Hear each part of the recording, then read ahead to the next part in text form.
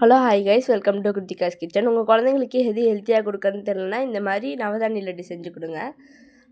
அதுக்கு முதல்ல எள்ளு 1/4 கிலோ போட்டு நல்லா வறுத்து தனியாக எடுத்து வச்சுக்கோங்க. அப்புறம் கருப்பு உளுந்து 1/4 கிலோ அதையும் போட்டு நல்லா வறுத்து எடுத்து வச்சுக்கோங்க தனியாக. அப்புறம் 1/4 கிலோ அளவுக்கு பச்சை பயிறு அதையும் வறுத்ததுக்கப்புறம் தனியாக எடுத்து வச்சுக்கோங்க. அப்புறம் 1/4 கிலோ அளவுக்கு கொள்ளு அதையும் வறுத்துட்டுன்னு தனியாக எடுத்து வச்சுக்கோங்க. அப்புறம் வேர்க்கடலை இதை நல்லா வறுத்துட்டு தோல் எடுத்து வச்சுட்டு இந்த வேர்க்கடலை மட்டும் தனியாக எடுத்து வச்சுக்கோங்க. அப்புறம் வறுத்த எல்லாம் 5 நவதானியம் மட்டும் வேர்க்கடலை தவிர மீதி எல்லாத்தையும் போட்டு மிக்சியில் அரைச்சி எடுத்துக்கோங்க.